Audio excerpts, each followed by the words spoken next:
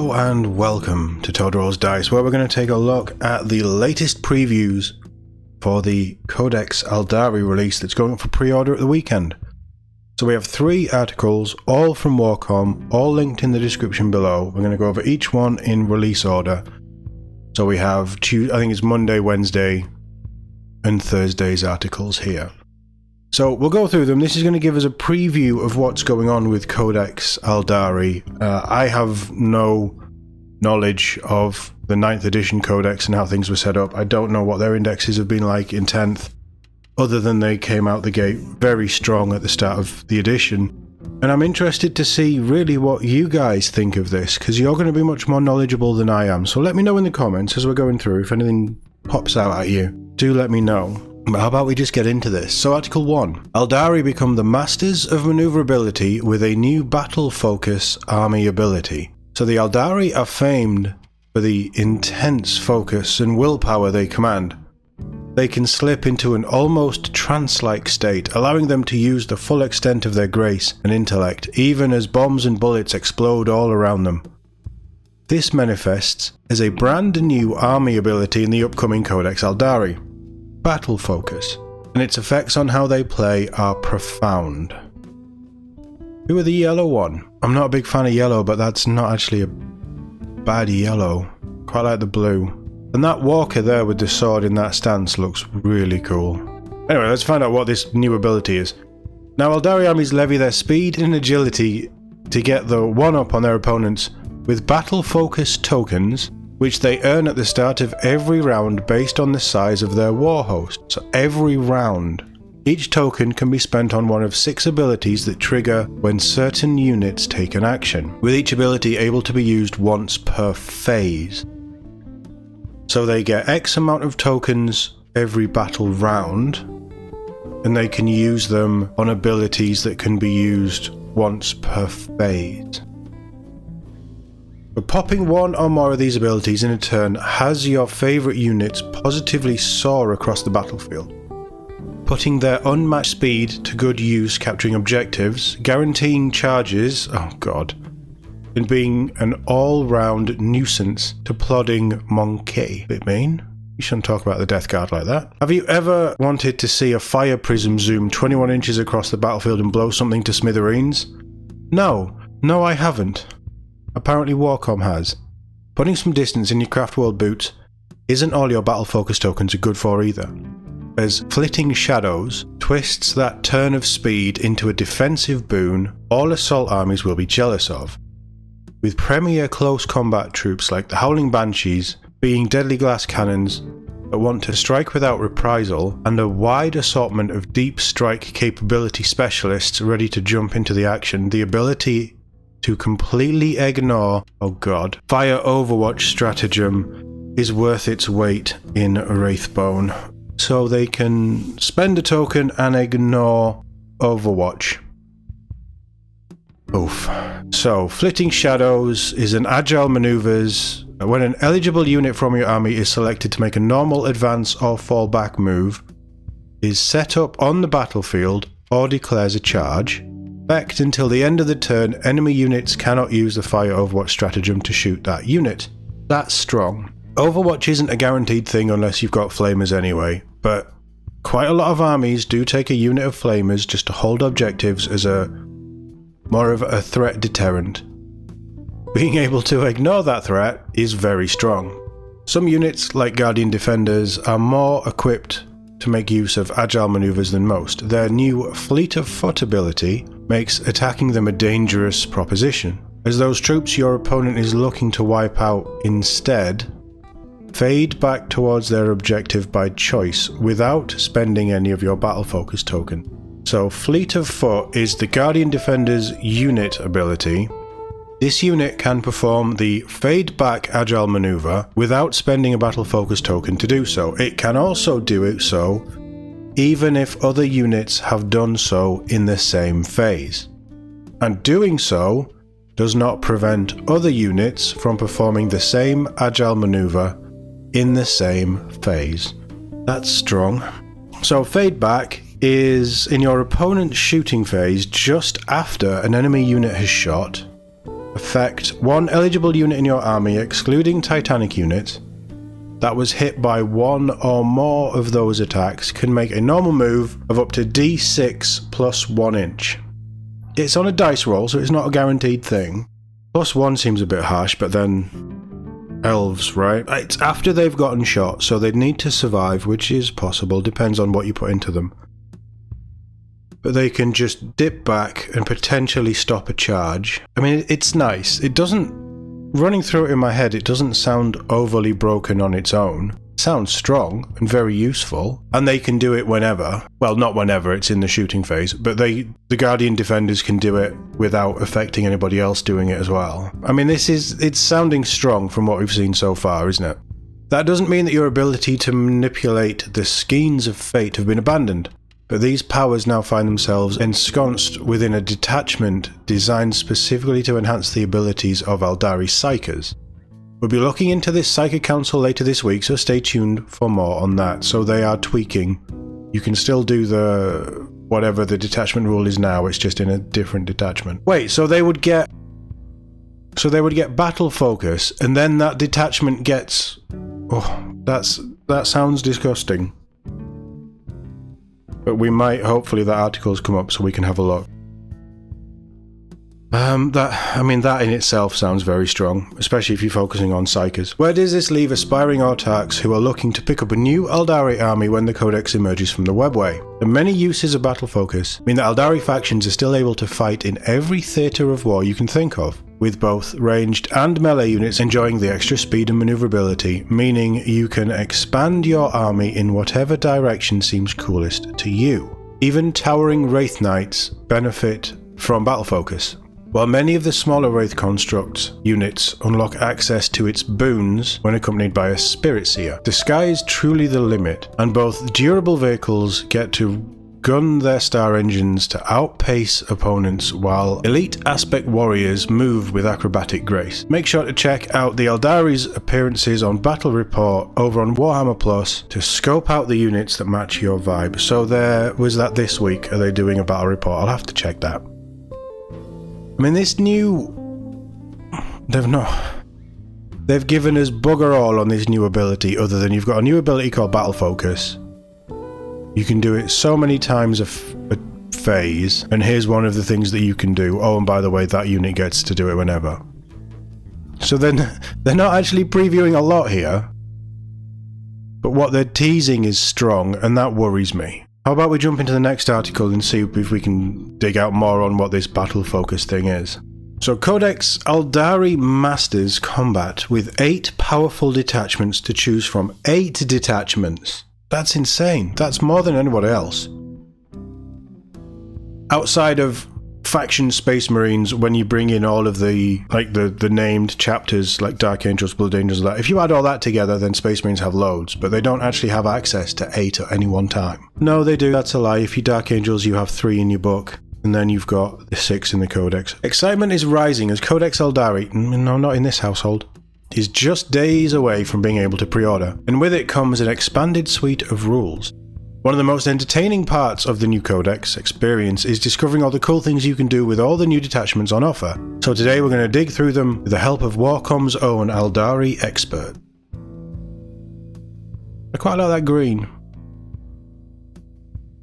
Yeah, that's a nice green. The painting on these constructs and stuff, the models, they've done really well showcasing the models. I think the paint jobs have been stellar on all of the Aeldari stuff I've seen. Anyway, let's focus on rules, not painting and models. First, the overview. Codex Aeldari includes 8 detachments. The Battle Host detachment from their index has changed significantly and is rechristened the War Host detachment, thanks to the expansive changes to their army ability, which is Battle Focus that we just went over. Alongside it comes the Wind Rider Host, the Guardian Battle Host, the Spirit Conclave, the Seer Council, and the Aspect Host, each of which focus on one of the key elements of the Aeldari roster, while the Ghosts of the Webway and Devoted of Ynnari let you build your army around the Harlequins and Ynnari respectively. What's the star? More on those two later this week, right? Well, we have one of them up already. WarCom writer Luke's Craftworld Baltan army is already patented after the Court of the Young King. A gathering of aspect warriors from each shrine that fight with a single immensely skilled war host with the immolating might of the Avatar of Cain at their fore. This makes the aspect host detachment the perfect way to muster these elites among elites, as their Path of the Warrior detachment rule is a flexible way to improve roles that each individual shrine aspect needs most. This is where we're getting into, I don't know what this means. So, detachment rule for the aspect host, Path of the Warrior. Each time an aspect warrior or Avatar of Cain unit from your army is selected to shoot or fight, select one of the following abilities for it to gain until the end of the phase. Each time a model in this unit makes an attack, reroll a hit roll of 1 or reroll a wound roll of 1. Generally just nice. Space Marines have something similar, so I can't argue with that. Generally just nice. Most of the detachment stratagems can be used across any of the aspect shrines or on the avatar itself, making your force equally powerful whether you're up for fast-moving contingent of swooping hawks, shining spears and warp spiders, or a powerful and resolute band of fire dragons, dark reapers and dire avengers. A pair of stratagems also provide alternative uses for the aspect shrine tokens supplied with each squad, with to their final breath letting them lash out on death, while preternatural precision grants you choice of useful keywords to a shooting attack. So to their final breath, 1 CP, and when fight phase just after an enemy unit has selected its targets, target 1 aspect warriors or Avatar of Cain unit from your army that was selected as the target of 1 or more of the attacking unit's attacks. Effect: each time you use this stratagem, you can remove 1 aspect shrine token from your unit, see the data sheets. Then, until the end of the phase, each time a model in your unit is destroyed, if that model has not fought this phase, roll 1d6, adding 1 to the result if you removed an aspect shrine token during the use of this stratagem. On a 4-up, do not remove the destroyed model from play. It can fight after the attacking unit has finished making its attacks and is then removed from play. Very similar to stratagems that we've seen across a whole host of these detachments. The Grotmus ones had them quite a lot as well. I suppose it also gives you a use for your aspect shrine tokens, which I don't know if they did before or not, but this edition, 10th, is definitely big on using these things as a token marker rather than anything else, which I kind of like, but it's very good depending on the unit that you use it on, basically. I mean, you pop that on the Avatar of Cain. On a 4-up, if you kill him, he just fights, and he's going to be brutal, isn't he? So that's, I mean, even aspect warriors, if you get it right, they're quite strong. Not bad for a CP at all. Or preternatural precision, again 1 CP. When your shooting phase, target 1 aspect warriors unit from your army that has not been selected to shoot this phase. Effect: each time you use this stratagem, you can remove 1 aspect shrine token your unit has, see data sheets. Then select one of the following abilities, or select 2 of the following abilities if you removed an aspect token during this usage of this stratagem. So you can either have ignores cover, lethal hits, or sustained hits 1, or a mix of 2 of those 3 if you remove a token. Until the end of the phase, ranged weapons equipped by models in your unit have the selected abilities. I think that's just generally nice. Without seeing the units that you can use it on and what they actually shoot with, I don't know, I think that's just generally quite nice. The quartet of enhancements on offer are all picked up by autarchs and autarch wayleapers, who between them can lead any squad of aspect warriors bar shining spears and crimson hunters. These multi-purpose commanders can be outfitted with an assortment of weapons to fight at any range and can boost their damage, durability or objective capturing prowess depending on the upgrade they take. So one enhancement they have is the Strategic Savant, autarch or autarch wayleaper model only. While the bearer is leading an aspect warriors unit, add 1 to the OC characteristic of models in that unit. Probably the worst one to showcase, but you know, that's how they do it. We asked WarCom designer Joel what his plans were and ran into a pickle, as he's a die-hard devotee of Ynnari, and we're already getting cozy with them later this week. The Seer Council has also piqued his interest, however. And that gives us a good chance to see what the sorceress side of the craft world Aeldari are up to. Strands of Fate finds a new home here as the detachment rule for the Seer Council. And while veteran players will be familiar with the pool of fate dice, so this is the fate dice that they currently have, they are used in an altogether different way here. Instead of manipulating dice rolls, they now grant your Farseers and Warlocks access to free stratagems decided on the results you roll. Is this their way of tempering what they can use? So detachment rule, Strands of Fate. At the start of the first battle round, you generate fate dice by rolling a number of d6 based on the battle size, as shown below. Keep your fate dice to one side. This is your fate dice pool. So on incursion up to 1,000 points, you have 3. Strike Force, 2,000 points, you have 6. And Onslaught, which is 3,000 points or higher, you have 9. Each time you use one of the stratagems opposite, if your fate dice pool contains one or more fate dice showing the corresponding value in the table below, you can discard one of the corresponding fate dice. If you do, reduce the CP cost of the use of that stratagem by 1 CP. So they've taken fate dice and turned it into a Space Marine Captain rule. You got 6 stratagems, different values, up to 1 to 6. Presentiment of Dread is 1, Forewarned is 2, Unshrouded Truth is 3, Fate Inescapable is 4, Aisha's Fury is 5, and Psychic Shield is 6. So theoretically, if you roll 6 6s, you can use Psychic Shield 6 times at a reduced cost, or even free. Well, it would be free because Psychic Shield is 1 CP, as we can see there. So the random nature of your fate dice means you can never quite be sure what you'll get to unleash in the coming battle. But every one of the 6 stratagems available is an immensely useful tool. Unshrouded Truth augments the already significant speed and agility of Aeldari infantry with a pocket teleportation trick that can see critical objectives secured in moments, while Psychic Shield prevents distant targets from being picked off by enemy sharpshooters, even after they're chosen as the target.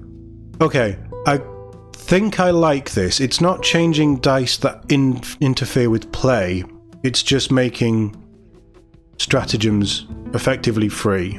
This is, obviously it depends on the stratagems as well, but this is quite a nice way of playing with fate dice and tweaking it to make it potentially less, I wasn't going to say less strong. Let's go with strong, because fate dice has always been a strong mechanic, same as miracle dice for the sisters. Originally it was a very strong mechanic. But what have we actually got here? Unshrouded Truth. When your movement phase, target one Asiani infantry unit from your army, excluding Wraith Construct units, that has not been selected to move this phase, and is within 9 inches of one or more friendly Aeldari Psyker models. Effect. Remove your unit from the battlefield and set it up again anywhere on the battlefield that is more than 9 inches horizontally away from any enemy units. So it's a deep strike. Restrictions until the end of the phase, your unit is not eligible to be selected to move. Ooh. Okay. I like that. But I also like that it's not move them somewhere and then move. I like that that is their movement. That's very strong. It's nice to do for free. It's only 1 CP. If you didn't roll whichever number you needed for it, so it's, it's not like it's overly expensive, but it's strong, but it's not overly strong. It's useful, it's very useful. And Psychic Shield, when your opponent's shooting phase just after the enemy unit has selected its targets, target one Aeldari infantry unit from your army, excluding Wraith Construct units, that was selected as the target of one or more of the attacking unit's attacks, and is within 9 inches of one or more friendly Aeldari Psyker models. I think the whole thing of these is going to be within 9 inches, so take a lot of Psykers. Effect. Until the end of the phase, your unit can only be selected as the target of a ranged attack if the attacking model is within 18 inches.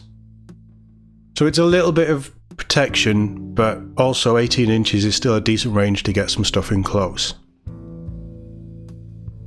Yeah, okay. Again, it seems like a nice to have. It doesn't seem quite as strong as Unshrouded Truth, but it does seem like a nice to have. If you want a tighter read on the skeins of fate, the Lucid Eye enhancement is an invaluable tool that lets a Psyker manipulate one result every command phase to make sure your favourites are always available when you need them. That's quite nice. And since you're already fiddling with the cost of stratagems, why not increase the cost of your opponents with the devious Talk of Morai Heg? So this is 2 enhancements, Lucid Eye on a Psycho model only. In your command phase you can add 1 or subtract 1 from the value of 1 fate dice in your fate dice pool. So it's not a reroll, it is a add or subtract 1. That's not quite as strong as just change it to another number.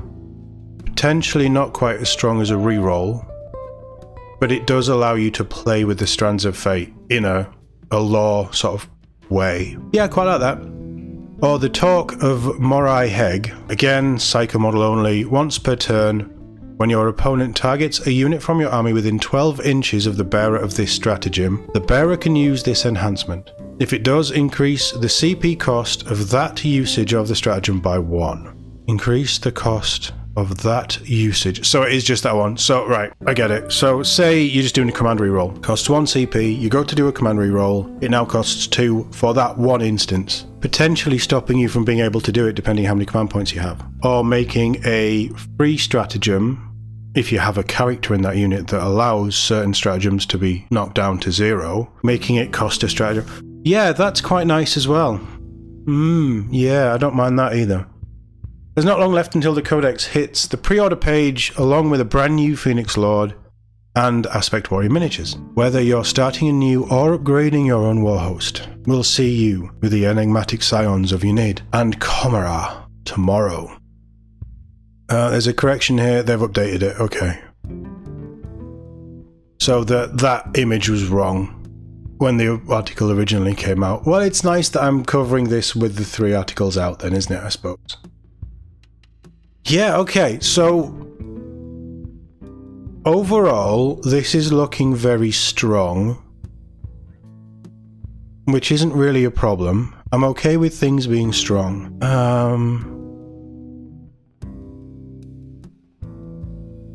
Yeah, I quite like how they're using Strands of Fate. Path of the Warrior seems like a very useful detachment rule, but not overly broken. Obviously, you've still got your battle focus as well. 6 fate dice. You can only have 6 because it happens at the start of the first battle round. There's probably character or data sheets that will give you more fate dice, but it's not like you're re-rolling them every turn. Yeah, okay, I'm okay with that. That doesn't actually sound too bad. How about we jump over to our final article of the video? So how to use the Ynnari and Harlequins in the new Codex Aeldari. Although the craft world Aeldari claimed the lion's share of the new detachments in this weekend's Codex Aeldari, okay, their aspect warriors aren't the only elite fighters gracing the stage. As we revealed in yesterday's look at the new detachments, 2 of them centre around the inscrutable servants of Ynnari and the macabre masks of the Harlequins. That's a cool model. Who's that? Well, that's... is it Yvrain? That's a cool model as well. These are nice models. Yeah, very nice. So first, the Ynnari and their charismatic prophet Yvrain. Unlike the Craftworld Eldar and Drukhari, who broadly keep to themselves, the Ynnari welcome servants from all Aeldari societies equally and maintain an unusual mix of infantry from all of these factions. Rather than needing a whole other codex or index to find out what the dark despoilers of Comera do, Codex Aeldari includes all the data sheets you need to field your allotment of Kabbalites, Incubi, Witches, and other mercenary death dealers. Nice, I like that. They're actively taking steps so that you don't have to buy a billion books. It isn't saying that there isn't going to be a Drukhari Codex, but this does have the data sheets in that. Maybe, well, I don't know. I suppose this does raise a question, what's happening with the Drukhari then? Because I haven't seen anything that says they're all rolled into this. But I suppose it helps with the Grotmus detachment where it was Drukhari and Harlequins as well. It gives you everything. We need to see how this plays out really. So you can no longer choose Ynnari as your faction keyword, so they've completely got rid of it. However, so this is where the Devoted of Ynnari detachment comes in. They don't have a keyword, they're giving you a detachment. Among its other effects, the Strength from Death detachment rule allows you to include all of these Ynnari specific units in your army, though in return you must have either Yvrain or Ynnari as your warlord. Who's or the Ynnari? What's a Ynnari? So detachment rule for the Devoted of Ynnari, Strength from Death. You can choose the following rules. Lethal intent. At the end of your opponent's shooting phase, if one or more Ynnari units from your army were destroyed this phase, select one Ynnari unit from your army, excluding Titanic units. That unit can make a normal move. So if one or more units were destroyed, one other unit can... Okay. Lethal Surge. Once per turn, when a Ynnari unit from your army performs a fade back agile maneuver, it can make a lethal surge move instead of a normal move. If it does, roll 1d6 and add 1 to the result, so it's the same amount of movement. That unit can be moved a number of inches up to the total. When doing so, these models can be moved within engagement range of an enemy unit that just triggered that agile maneuver. Nice, I quite like that. So you shoot at them, they can push forward, become a bigger threat. Potentially giving you a charge though. That's probably what they want though. Oh, finally, Lethal Reprisal. At the start of your fight phase, select one Ynnari unit from your army excluding Titanic units that is below its starting strength. Until the end of the phase, that unit has the Fight's First ability. Okay. So the detachment is very combat focused. There's a lot of movement shenanigans with pushing forward on Lethal Surge or Lethal Intent, just making no move at the end of your opponent's shooting phase. But also giving one unit the Fight's First ability is very nice as well. This looks like quite a strong detachment rule. Again, they get battle focus too. The rest of the detachment rule melds the Aeldari's new focus on speed and agility with the Ynnari's propensity to get stronger as their followers die. The deaths of nearby comrades can propel your units even faster at their foe, or even have them fight first in close combat when they're injured. Servants of the Whispering God. You can include Ynnari units in your army even though they do not have the Azayani faction keyword. Azayani units excluding epic heroes from your army gain the Ynnari keyword. You must include Yvrain and/or the Ynnari in your army, and one of those models must be your warlord. So that means you can just take any of the elf units, space elf units. Better still, those normally Drukhari specific units are fully supported by the enhancements and stratagems of the Devoted of Ynnari detachment, so it's easier than ever to create a characterful and powerful army that uses units from a wide range of visual styles. The Ynnari are a great way to experience the entire breadth of the Aeldari factions, Azyari, Drukhari, Corsair and Harlequin in one prismatic army. It definitely sounds like an interesting way to play. Meanwhile, the most important part of the Codex for the Laughing God's ever deadly players on the cosmic stage is the new Disparate Paths rule, which allows you to take Harlequins who, now that they have their own specific faction keyword, this is a universal army rule for the Aeldari and not locked behind Harlequin detachments. So feel free to include your own colourful cadre of murderous performance regardless of the detachment you choose. So Disparate Paths. When mustering your army, you can include Harlequin units in your army even though they do not have the Azyari faction keyword. Unless otherwise stated, you cannot select Harlequins or Ynnari as your army faction. Are they diluting Harlequins? What makes the Ghosts of the Webway detachment sing is the upgrades it gives your troop of Harlequins. In addition to allowing your army to include up to 3 of its leaders, who are usually limited to just 1 in the regular Aeldari army, it grants Harlequin troops the battle line keyword and an extra point of OC so they can handily contest objectives. So Harlequin players will be basically forced to run Ghosts of the Webway to get the most out of their troops then. The Acrobatic Onslaught detachment rule gives them the rare ability to pass right through enemy models when making a charge move. Wow, nice. Increasing their tactical flexibility and making the most of the extra movement they get with the new Battle Focus army rule. So detachment rule goes to the Webway Acrobatic Onslaught. Each time a Harlequin model from your army makes a charge move, it can move through enemy models. Travelling players. Troop units from your army gain the battle line keyword, and troop models in those units have an objective control characteristic of 2. You can include up to 3 of each of the following models in your army: Death Jester, Shadow Seer, and Troop Master. Oh right, I get it. So you could take 1 of each in the other armies, but you can now take 3 of each. I get it. So if you wanted to run 3 Troop Masters, you have to use this one, but if you're only going to take 1 with a small detachment, as an example, you can still do that with the other detachments. It's important to note that other than the Disciples of Ynnari, excluding non-Ynnari epic heroes, neither of these new detachments prevent you from using any of the regular Aeldari units in the Codex.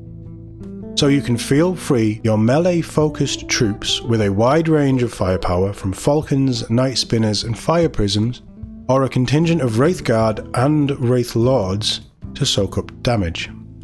We can't wait to see the kinds of armies our Aeldari fans build with the new Codex releases, and we won't have long to go as it's up for pre-order on Saturday. Right, so what's this star then? It's important to note that other than the Disciples of Ynnari, excluding non-Ynnari epic heroes, and vice versa, taking the Vice-Arch, Incarn or Ynnari in an army also precludes you from taking other epic heroes. So, Eldar players, Eldar lore, Ynnari and her cohort, Yvraine and her cohort follow a different god, but they are ostracized from the rest of the Aeldari because they work with everybody. Is that right?